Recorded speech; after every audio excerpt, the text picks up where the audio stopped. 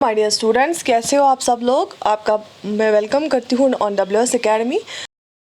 को पता है इससे पहले वाले लेक्चर में हमने वाइस प्रेसिडेंट ऑफ इंडिया जो है उसके इम्पॉर्टेंट पॉइंट्स देखे, उसको डिस्कस किया। वाइस प्रेसिडेंट के ऑफिस को डिस्कस किया, उसके कितने पावर्स होते हैं, वो क्या क्या उसकी फंक्शंस होती है। तो इसके बाद जो आज वाला लेक्चर है इसमें हम पार्लियामेंट ऑफ इंडिया जो है, इंडिया को जो सबसे इम्पॉर्टेंट इंस्टीट्यूशन है जो इंडियन डेमोक्रेसी का है, दैट्स द पार्लियामेंट। एक ऐसा इंस्टीट्यूशन जहाँ हम हर कोई चीज़ डिस्कस करते हैं, डिबेट करते हैं, जो भी चीज़ नेशनल इंटरेस्ट की होती है और जहाँ पे हमारे लॉज बनते हैं। तो आज हम इस चैप्टर में इस वाले चैप्टर में, इस वाले लेक्चर में हम क्या करेंगे, पार्लियामेंट को हम डिस्कस करेंगे। और कौन कौन से आर्टिकल्स डील करते हैं पार्लियामेंट के साथ। आर्टिकल 79 से लेके आर्टिकल 120 तक डील करते हैं किसके साथ, पार्लियामेंट ऑफ इंडिया के साथ। तो आर्टिकल 79 से लेके आर्टिकल 122 जो है ये डील करता है पार्लियामेंट के साथ। ठीक, ओके। ऑर्गेनाइजेशन ऑफ पार्लियामेंट, सबसे पहले हम देखेंगे कि पार्लियामेंट की ऑर्गेनाइजेशन के बारे में। बेसिकली आप सब लोगों को ये याद रखना है कि जो पार्लियामेंट है ना, it consists of president, Lok Sabha, Rajya Sabha. बहुत सारे बच्चे होते हैं जिनको एक कन्फ्यूजन होता है, एक मिसकंसेप्शन होता है कि that parliament consists of Lok Sabha and Rajya Sabha. लेकिन पार्लियामेंट 3 पार्ट्स का बना हुआ होता है। पार्लियामेंट के 3 पार्ट्स हैं, एक प्रेसिडेंट है, लोकसभा है, राज्यसभा है। जी हाँ, president is the part of parliament. और आपने ये सोचा होगा कि लोकसभा और राज्यसभा 2 हाउस से पार्लियामेंट के, और प्रेसिडेंट तो कभी बैठता नहीं है पार्लियामेंट में। लेकिन प्रेसिडेंट जो है वो पार्ट ऑफ पार्लियामेंट है, इंटीग्रल पार्ट ऑफ पार्लियामेंट है। Parliament consist of 3 parts, Lok Sabha, Rajya Sabha and president. मैंने आपको प्रेसिडेंट वाली चैप्टर में पढ़ा है लेजिस्लेटिव फंक्शंस ऑफ प्रेसिडेंट, कि प्रेसिडेंट कैसे पार्ट है पार्लियामेंट का। आई होप आपको पूरा क्लियर हुआ होगा। जिस बच्चे ने वो प्रेसिडेंट वाला पार्ट नहीं पढ़ा है वो यहाँ पे हमारे यूट्यूब चैनल पे देखिए, प्रेसिडेंट के 3 पार्ट्स में मैंने पढ़ा है और तीनों पार्ट्स में मैंने पूरा फंक्शन प्रेसिडेंट का इन डिटेल डिस्कस किया है। तो सबसे पहली बात जो आप अभी याद रखोगे वो आप ये याद रखोगे that parliament consists of president, Lok Sabha and Rajya Sabha. Lok Sabha जो होता है, लोकसभा लोअर हाउस है पार्लियामेंट का। लोअर हाउस के साथ साथ उसको हम फर्स्ट चैम्बर भी बोलते हैं या पॉपुलर हाउस भी बोलते हैं। जो लोकसभा है ना वो पीपल ऑफ इंडिया को रिप्रेजेंट करता है, और लोकसभा क्या है, लोअर हाउस है, पार्लियामेंट का फर्स्ट चैम्बर या पॉपुलर हाउस भी इसको बोलते हैं। और उसके बाद जो राज्यसभा है, जो दूसरा हाउस है राज्यसभा, उसको हम अपर हाउस, वो हमारे पार्लियामेंट का अपर हाउस है, उसको हम सेकंड चैम्बर और हाउस ऑफ एल्डर्स भी बोलते हैं। जो राज्यसभा है ये इंडियन स्टेट्स को रिप्रेजेंट करता है। और फिर से मैं बताऊंगी, जो राज्यसभा है ये अपर हाउस है, दूसरा हाउस हमारे पार्लियामेंट का, उसको हम सेकंड चैम्बर या हाउस ऑफ एल्डर्स भी बोलते हैं। और राज्यसभा जो रिप्रेजेंट करता है वो स्टेट्स को रिप्रेजेंट करता है। स्टेट्स में से रिप्रेजेंटेटिव्स जाते हैं राज्यसभा में as Rajya Sabha members. Composition of Rajya Sabha अगर हम देखेंगे, राज्यसभा में कौन कौन होता है उसकी कंपोजिशन देखेंगे। Maximum strength of the Rajya Sabha is fixed at 250, out of which 238 are to be representatives of states and union territories elected indirectly and 12 are nominated by the president. जो राज्यसभा की जो मैक्सिमम स्ट्रेंथ, सबसे ज़्यादा जो मैक्सिमम नंबर ऑफ मेंबर्स कितने हो सकते हैं राज्यसभा में, वो रखा गया है 250 तक। 250 हो सकते हैं मैक्सिमम नंबर ऑफ मेंबर्स कहाँ पे, राज्यसभा में। और आउट ऑफ 250, 238 जो है वो है स्टेट्स से, स्टेट्स के रिप्रेजेंटेटिव्स और यूनियन टेरिटरीज के रिप्रेजेंटेटिव्स। मतलब आपको पता होगा कि इंडिया के जो यूनिट्स है ना वो 2 तरह के, एक तो स्टेट्स है और यूनियन टेरिटरीज है। तो स्टेट्स और यूनियन टेरिटरीज से जितने भी मेंबर्स आते हैं रिप्रेजेंटेशन के लिए एज राज्यसभा मेंबर्स, वो 238 होते हैं आउट ऑफ 250। ठीक है। और उसके बाद आप बोलोगे कि मैम 12 मेंबर्स फिर कौन होते हैं। 12 मेंबर जो होते हैं ना, जो ये जो स्टेट से जो और यूनियन टेरिटरी से आते हैं ना, इनको इलेक्ट किया जाता है, लेकिन इनडायरेक्टली इलेक्ट किया जाता है। राज्यसभा की जब इलेक्शन होते हैं ना, उसको उसमें वोट जो है वो लोग नहीं डालते हैं डायरेक्टली, अलबत्ता वो इनडायरेक्ट इलेक्शन होता है उसका। ठीक है, याद रख लें, जो राज्यसभा मेंबर्स का इलेक्शन होता है वो इनडायरेक्ट इलेक्शन होता है।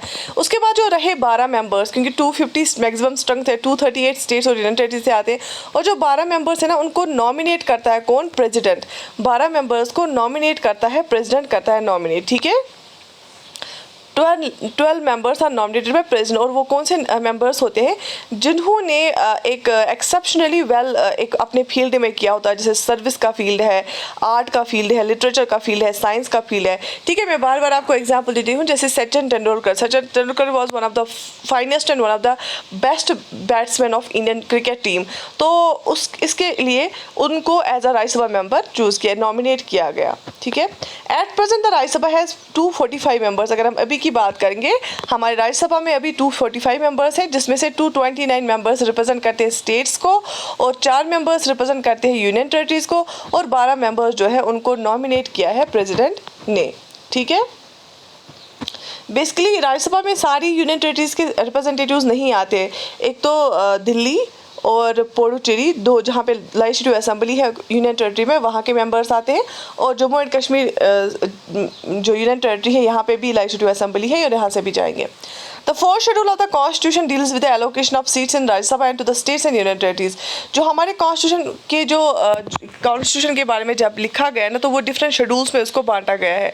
तो जो फोर्थ शेड्यूल है ना हमारे कॉन्स्टिट्यूशन का, जो फोर्थ शेड्यूल है, फोर्थ शेड्यूल में लिखा गया है कि राज्यसभा की जो सीट्स है ना उनका एलोकेशन कैसे करेंगे। राज्यसभा की जो एलोकेशन ऑफ सीट्स है राज्यसभा में कितनी सीट्स स्टेट्स को दी गई है, यूनियन टेरिटरीज को दी गई है, वो फोर्थ शेड्यूल में लिखा गया है। The representatives of states in the Rajya Sabha are elected by the elected members of state legislative assemblies। अब जो राज्यसभा मेंबर्स है ना, इनको कौन इलेक्ट करता है? ये तो इलेक्ट होके आते हैं, लेकिन इनडायरेक्टली आते हैं इलेक्ट होके, लेकिन इनको इलेक्ट कौन करता है? इनको इलेक्ट करता है स्टेट लेजिस्लेटिव असेंबली के मेंबर्स, जो हमारे एमएलएज होते हैं, जो हमारे स्टेट लेजिस्लेटिव असेंबली के मेंबर्स होते हैं, एमएलएज होते हैं, वो इनको इलेक्ट करते हैं। किनको? राज्यसभा मेंबर्स को। The seats are allocated to the states in Rajya Sabha on the base of population. अब किस स्टेट से कितनी सीट्स मिलेंगी राज्यसभा में, किस स्टेट को कितनी सीट्स मिलेंगी राज्यसभा में, ये डिसाइड कौन सा फैक्टर करेगा कि उस स्टेट की पॉपुलेशन कितनी है। जिस स्टेट की ज़्यादा पॉपुलेशन है उसको ज़्यादा नंबर ऑफ सीट्स मिलती है राज्यसभा में, और जिस स्टेट की कम पॉपुलेशन है उसको कम सीट्स मिलती है राज्यसभा में। अगर हम अमेरिका की बात करेंगे, वहाँ का जो अपर हाउस है, वहाँ का जो सेकंड चेंबर है, उसमें इक्वल रिप्रेजेंटेशन मिलता है। वहाँ पे हर एक स्टेट से 2-2 मेंबर्स आते हैं। 50 स्टेट्स, वहाँ पे 50 स्टेट से 50 स्टेट से 2-2 मेंबर्स आते हैं, तो हो गए 100 मेंबर्स। तो 100 मेंबर्स रिप्रेजेंट करते हैं स्टेट्स को। लेकिन इंडिया की अगर बात करेंगे, यहाँ पे इक्वल रिप्रेजेंटेशन नहीं है। यहाँ पे राज्यसभा मेंबर जो है कितने राज्यसभा मेंबर्स किस स्टेट से आएंगे, वो डिपेंड करेगा कि उस स्टेट की पॉपुलेशन क्या है। ठीक है, Population is estimated on the basis of 2001 census as per 87th Amendment Act 2003। तो 2001 वाली सेंसस के बेसिस पे इसकी ली जाती है पॉपुलेशन ऑफ स्टेट्स। ठीक है, यहाँ तक बात समझ आ गई। तो इसके बाद अगर हम देखेंगे कंपोजिशन ऑफ लोकसभा, लोकसभा में कौन कौन होता है। The maximum strength of the Lok Sabha is fixed at 552। Out of this 530 members are to be representatives of states, 20 members are to be the representatives of union territories and 2 members may be nominated by the president from the Anglo Indian community.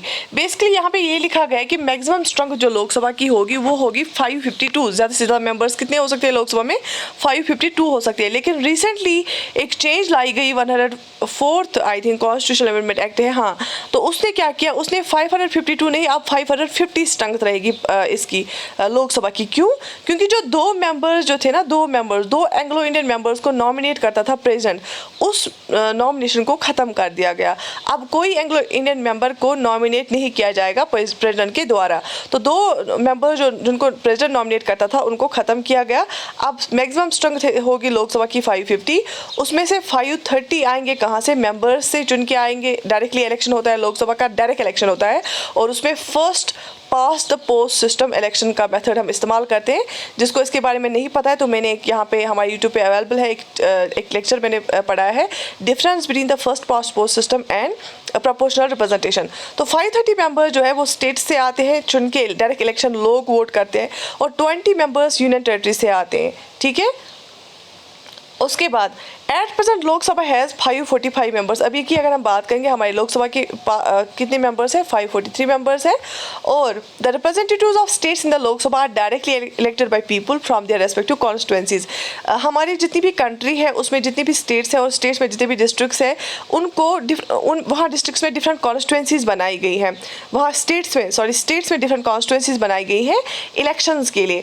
तो different constituency से चुन के आते हैं लोग, और हर एक state में क्या होता है, डायरेक्ट इलेक्शन होता है जहाँ पे लोग वोट करते हैं लोकसभा के इलेक्शन के लिए। ठीक है, तो वहाँ पे क्या होता है, लोकसभा इलेक्शन डायरेक्ट इलेक्शन होता है, राज्यसभा का इलेक्शन इनडायरेक्ट इलेक्शन होता है। ठीक है, the voting age was reduced from 21 years to 18 years by the 61st constitutional amendment act of 1988।